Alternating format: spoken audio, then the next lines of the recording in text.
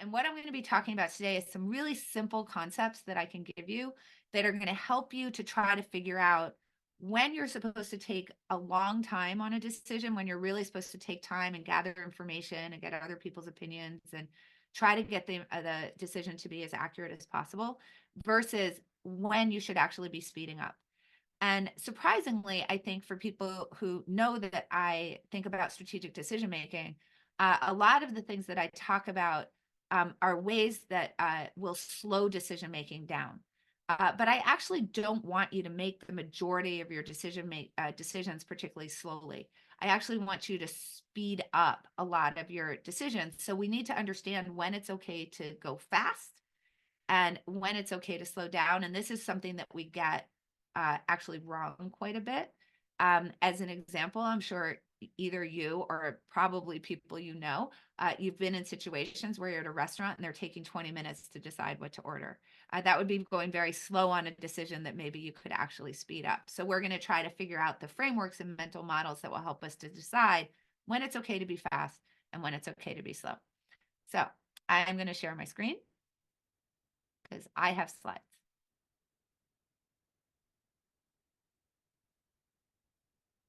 All right, here we go. All right, so the thing that about decision making and why it's so important to get this balance right about fast versus slow is that there's a time accuracy trade-off. And, by time, I mean time well spent. In other words, time researching, thinking about the problem, looking for information, so on and so forth. So we can think about time as kind of effort. How much effort are you putting into a decision? And then how much accuracy the decision have? How accurate is the decision? And just generally speaking, increasing accuracy is going to cost you time, and saving time is going to cost you accuracy. So in other words, generally speaking, the faster you go on a decision, the more likely you're going to introduce error into the decision. And the longer you spend time on a decision, you're generally going to reduce error in the decision. Now, obviously, there are diminishing returns on time, but that's generally going to be true that this correlation is going to exist. So what we're really trying to manage is this time accuracy trade-off. How are we dealing with the relationship between the effort that we're putting into the decision and the accuracy of the decision itself? And the way we're going to think about this is through two ideas, really big ideas. One is impact and one is optionality. So we're going to think about the fact that the long-term impact of the decision combined with the ability to reverse the choice determine how much tolerance you have for error. So think about it this way. The lower the negative impact that's possible for a decision, right? That let's imagine the decision goes wrong, and so there's some sort of negative impact of the decision. The smaller that impact is, the faster you can go because you naturally are going to have more tolerance for error in the decision. Because when you introduce more error into the decision, it's more likely you get a bad outcome. You're increasing the chances that you get a bad outcome or an undesirable outcome or one that's unexpected. And if that undesirable outcome doesn't have a huge long-term impact, then you should be pretty tolerant of error. Separately, when you can reverse a choice, it also increases your tolerance for error. So when you're locked into something, you're going to have lower tolerance for error than when you can actually switch things around. So you're going to hear me say this a lot, but we can think about the difference between dating and marrying. If you have a bad date, it's probably not going to have a particularly big long-term impact on your life. But if you have a bad marriage, it will. So what that tells you is that you should take longer on the decision to marry someone, and you should make a decision about whether to go on a date pretty quickly. And we can also apply optionality to that. It's really easy to quit a date. I could have someone call me with an emergency in the middle of the date and I could leave, but I certainly don't have to go on date number 2. But there's a pretty high cost to reversing the choice to get married. So we can think about this idea of impact and optionality as we go through these concepts. And this is just generally a kind of a flow chart that's going to help us to decide how fast you can go based on impact and optionality. And we're going to start on impact. And we're going to think about this fun test called the happiness test, which is going to help us get to impact. Because one of the mistakes that we make a lot when we're thinking about impact is we think about the immediate feeling we're going to have when we get something wrong. as opposed to whether it actually has long-term negative impact. Remember, we're thinking about long-term negative impact. All right, so when someone's taking time to order something in a restaurant, one of the things that's making them take so much time is that they're concerned that they're going to get the food and they're going to be unhappy in that moment. So that's what's hanging them up, is when they get that immediate feedback that the food isn't good, they're trying to avoid that bad outcome. But is that a bad outcome that we really need to avoid? Because what we really want to think about is the long-term impact of it. So the happiness test basically goes like this. You want to ask yourself if the outcome of your decision, good or bad, will likely have a significant effect on your happiness in a year. So we can think about that in the restaurant situation. I'm deciding between the chicken and the fish. I order the chicken. The chicken isn't very good. I'm sad. But as I think about a year from now, how happy I am, do I think that that one bit of bad chicken is going to have any impact whatsoever on my happiness over the course of that year? And I think everybody can intuit that the answer to that is no. And if the answer to that is no, the decision passes the test, which means that you can speed up. So you're deciding between the chicken and the fish, and instead of taking 15 minutes to do that, just flip a coin. It's not going to have a big effect on your happiness in a year.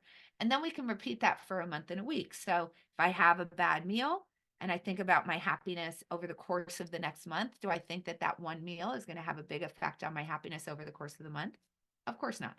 And same thing for a week. I'm going to have 21 meals over the course of that week. The one meal probably isn't going to affect my happiness up or down one week. And basically, we can think about the happiness test as the shorter the time period for which your answer is no, a year, a month, a week. You can even go to a day. It's not really going to affect my happiness much. The more you can trade off accuracy in favor of saving time. In other words, the more that we're willing to purposely introduce to increase the likelihood of error in the decision, because we become much more tolerant of the error and would rather save that time in order to use it on decisions that matter more.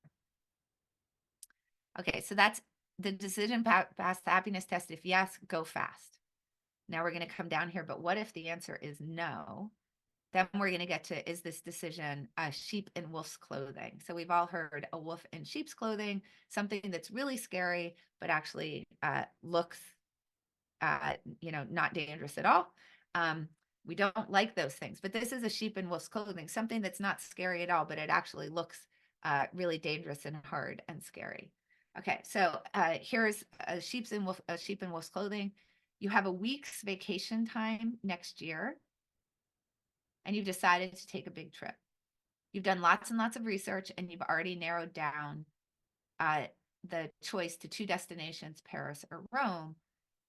Just think for a second, like, how difficult would it be to choose between them once you've narrowed down your decision to Paris or Rome? And for most people, this is a very, very hard decision. They get it narrowed down to Paris and Rome, and then they spend a whole bunch of time trying to decide between the two of them. They're on TripAdvisor, they're looking up reviews, they're asking friends and family if they've been to those places. And, you might spend months trying to actually parse out which one you'd rather go to, Paris or Rome. But what's really important to understand here is that what's hanging you up, what's making the Paris and Rome problem hard, is the fact that they're so similar. That's what's making the choice so hard. So this becomes a really big unlock in decision speed, which is when a decision is hard, when we're experiencing the decision is really hard, it actually means it's really easy. So I know that seems sort of counterintuitive, but when you're weighing 2 options that are really close to each other, that's when we get hung up, right? Then the decision is actually easy because whichever one you choose, you can't actually be that wrong. Because the whole reason why you're having trouble with the decision is that the difference between the 2 choices is so small. So if we go back to like what's happening when you're ordering off a menu, you have it narrowed down to the chicken or the fish, right? If you don't like eggplant or liver, you're not trying to decide between the chicken and the eggplant or the chicken and the liver because you don't like those other things. That's a very clear differential. The reason why you're having trouble between the chicken and the fish is because they're basically the same, at least from your perspective, which is, I don't know how the chef's really preparing it. I don't know what it's actually going to be like, whether it's going to be good. And that's what makes it so hard for you, is that the difference is so small. And once you realize that, then what you have to recognize is that your cognitive acuity to be able to actually decide between two things that are so similar isn't going to be good enough for you to actually be able to tell the difference absent a time machine, absent the ability to be able to see in the future and actually see how that experience is. Number one. And number two, if they're that similar, you probably shouldn't be spending your time on that anyway, because both choices are probably good enough, at which point we should start to flip a coin. That's why you should think about the decision as easy in that particular case. How do we figure out when two choices are good enough?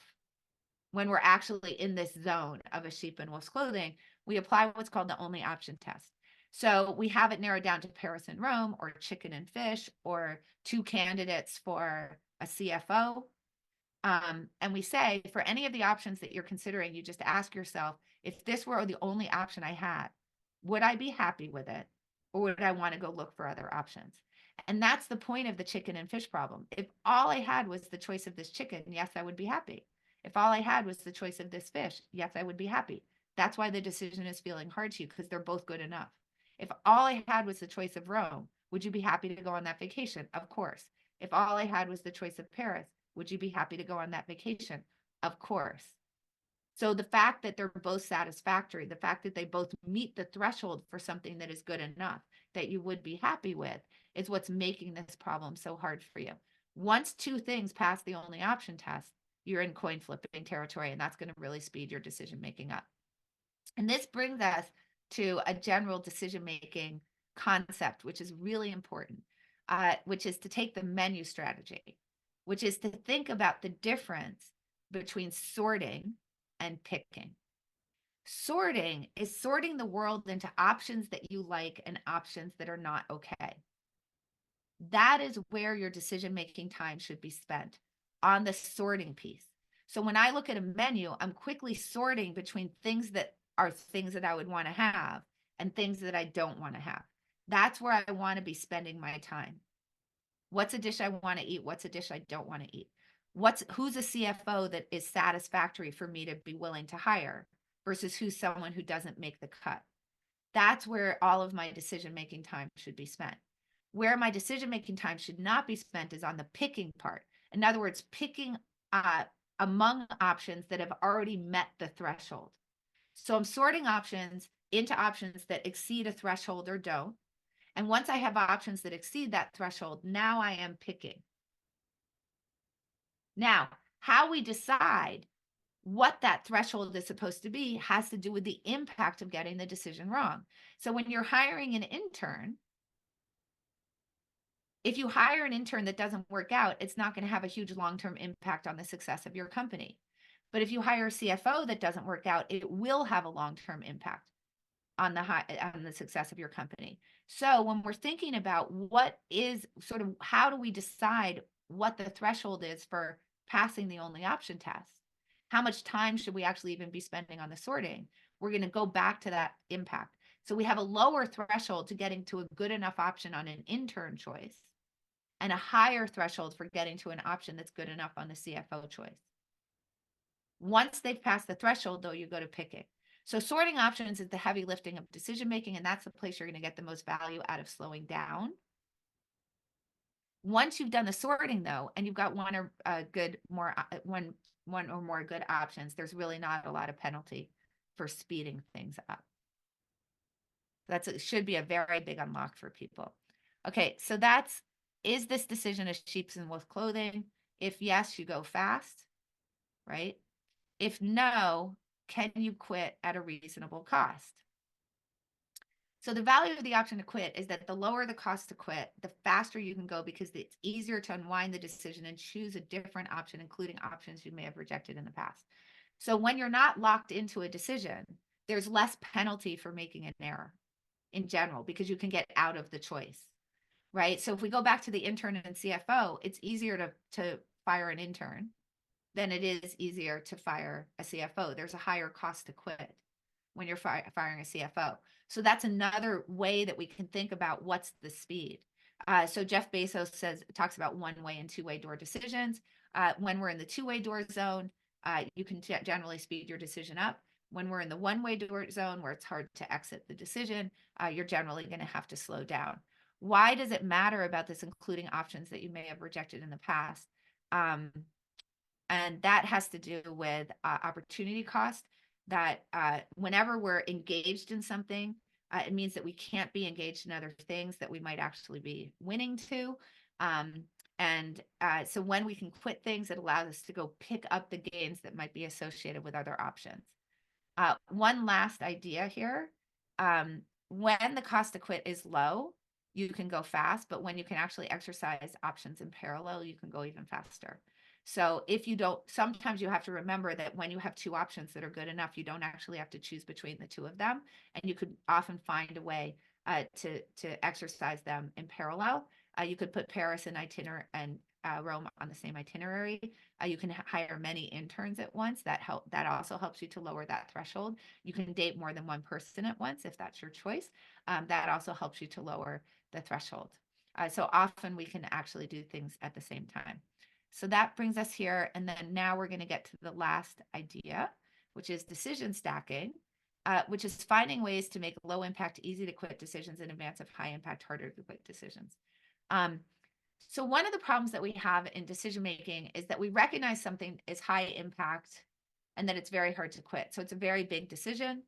And then we really get stuck in the decision. But we want to come and ask ourselves, are there smaller decisions that are easier to quit and low impact that might help me gain the information that I need in order to actually be able to make the bigger, harder to quit decision? So again, this is like dating, right? When we date, we're gathering information to try to figure out who we want to marry. So one of the best examples of decision stacking is minimum viable product. You're reducing the size of the impact of getting something wrong, the amount of effort that goes into the decision, and increasing the reversibility of the decision when you're using MVP.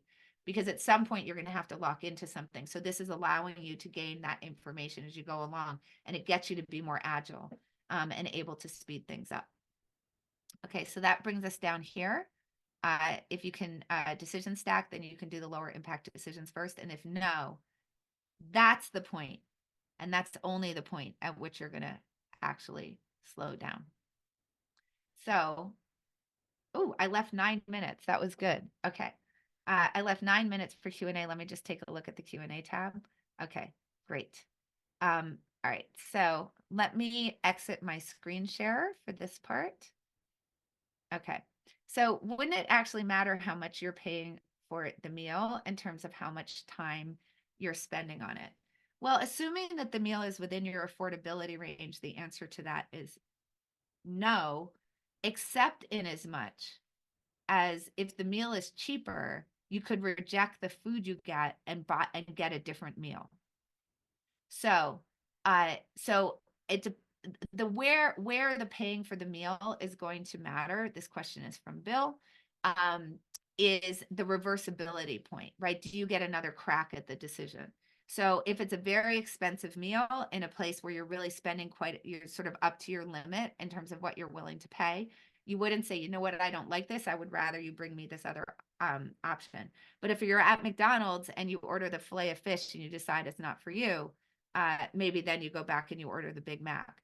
So that's the only way that the amount of money that you're actually paying should matter there, because it just has to do with whether it's reversible for you or not, because it's really just about the enjoyment of the food itself. Okay. Ivan says, what role does anxiety of the new play into this? That's a really good question. So there's something called loss aversion. You may all be familiar with this concept from Daniel Kahneman and Amos Tversky. And the idea is that when we're thinking about making a decision, we tend to over-index on the possible losses that might be associated with the decision and not take into account the gains. that might be associated with the decision. So it'll make us make irrational choices because we're sort of over rotated on the possible losses, um, and uh, and not thinking as much about the gains. Now, the interesting thing about loss aversion is that it gets recruited much more heavily into decisions about things that are new as opposed to things that are old. So the best way that I can think about, sort of give you to think about this is, if you're in a job that you don't like or a relationship that you don't like, you will be much more tolerant of the losses that are associated with staying in the job or the relationship than you will be with the losses that might come from switching to something new. So when I talk to people who are thinking about quitting their jobs and they're very unhappy in their jobs, and I say, "Hey, why don't you go to a new job?" They'll often say, "What if I hate that one too?" And I'll say to them, "Well, imagine it's a year from now. What's the probability that you'll be happy in the job you're in now?" And they'll say, like, 0% or 5% or something very low because they know they're very unhappy in the job they're in. And I say, "Well, okay, the new job that you're saying what you don't want to switch because you're afraid you're not going to like that. What's the probability that you'll be happy in that job?" And they'll say something like 50%. And I'll say, "Well, is 50% higher than zero?" So that's where the anxiety of the new comes in, is that we take a lot longer and we want to be more sure that we're not making an error when we're switching to something new, because we're much more worried about the losses that might be associated with it. We're much more intolerant of the losses that might be associated with the new option versus the option that we're already exercising. We want to get out of that mindset though, because that's going to cause us to make a very big mistake. So that's for Ivan. All right, Safi. Is the only option work going to work when it comes to choosing between two candidates for a CEO? Yes. Where the difference is between choosing for two candidates between a CEO and versus two candidates for an intern is that the threshold for getting to good enough for a CEO is going to be much, much, much higher. So if I think about the type of process that I want to use when I'm hiring a CFO, I want it to be the most robust. I want to have a very robust decision rubric for that, where I'm thinking, taking a lot more time on the job description. I'm taking a lot more time on the rubric for deciding what qualities uh, would make somebody qualified to be a CEO. When people are interviewing, I want them to fill out the rubric before they give their impressions. They can only give their impressions after they fill out the rubric. I'm going to want them to do it independently of each other. I'm going to want to have a very robust discussion around what I see on the rubric, so on and so forth. So it's going to be a much higher bar for people to be able to get to good enough on CEO. With the intern, I'm going to check a few boxes. I'm not going to spend a whole lot of time on process with the intern. So the only option test is going to apply across all decisions. The difference is what's the threshold for something to pass the only option test. And that's what's shifting around. Okay. Rachel, what about trying to decide on the less of two bad outcomes? So, well, okay.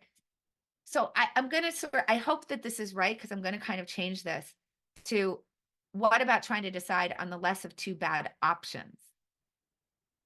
Because options can always have bad outcomes associated with them, right? So sometimes we have to do a lesser of two evils and decide between the least bad of two options that we have available to us. And then the same thing applies.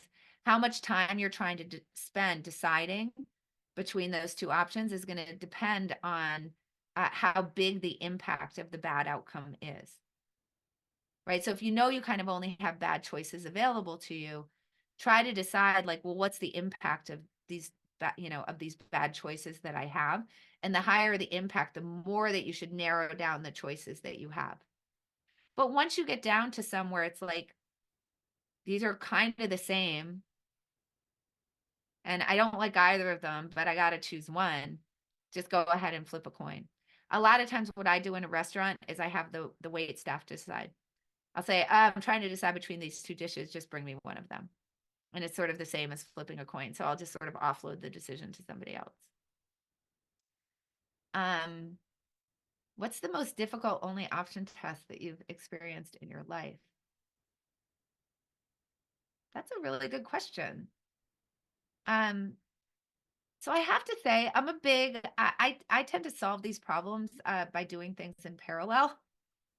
So it doesn't come, it does, but I think it would probably be like, hmm. I mean, it's usually hiring because it feels like such a big deal. Um, so I would say that's probably the most difficult. But I want to give you an example from hiring just to sort of help you uh, see this, just to sort of help you see this. Okay. Um, so I interviewed two people very early on for the nonprofit that I founded called the Alliance for Decision Education. It was for the job of partnerships manager. They were both amazing. The person I was interviewing them with said, I don't know what to do because they're so great. And I would really prefer to, I don't know how we're supposed to choose, but I would lean toward this one person. And I said, we should hire them both. And they said, but we only have one job posted. And I said, find a job for the other person because they're both great. And we did that. And this is now, I think, 6 or so years later, and they're both still with us. They're senior in the organization. Worked out pretty well. So, always keep looking for that parallel opportunity. Can I do this in parallel? You can't always, but if you find that, you're going to find it relieves a lot of pressure because there's a lot of choices. Even in a restaurant, I can get my companion to order one dish and I can order the other. This in parallel thing ends up being great. This is the one that says, what advice would you give to someone who predominantly chooses the reversible option when it's often an inferior choice? Oh, uh, yeah, that's a sorting problem, right? So that's a very good thing. Um, so basically, that would go back to this idea of setting when you choose an option, you should always have with the option kill criteria. So kill criteria tell you what are the circumstances under which I would switch, and what are the circumstances under which I would not switch to something new. When would I stop something versus when wouldn't I stop something? When you actually do that in advance, you don't get so worried about, you won't necessarily favor the reversible option as much because it's going to tell you, you're going to start thinking more about expected value and what's the value that I'm getting out of sticking to the thing? What's the probability that I'm actually going to want to switch? So you basically, this is the advice that I would give. The reversibility piece is a tiebreaker. That's how I would think about it.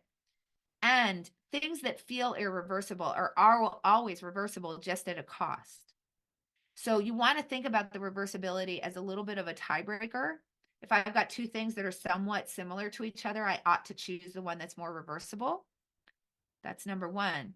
And number two, even on things that feel like they're not reversible, of course they are, right? Marriages are reversible. Hiring a CEO is reversible. You just have to figure out in advance what the conditions are under which you would be willing to reverse it so that you know you're going to follow through so that you aren't overly trapped in options that you feel are irreversible.